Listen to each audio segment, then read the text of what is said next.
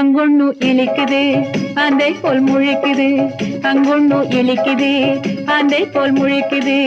ஆட்டத்தை ரசிக்கவில்லை ஆளைத்தான் ரசிக்குது. அழகான பொண்ணுதான் அதுக்கேத்த கண்ணுதான், எங்கிட்டே இருப்பதெல்லாம் தன்மானம் ஒண்ணுதான். அழகான பொண்ணுதான் அதுக்கேத்த கண்ணுதான்.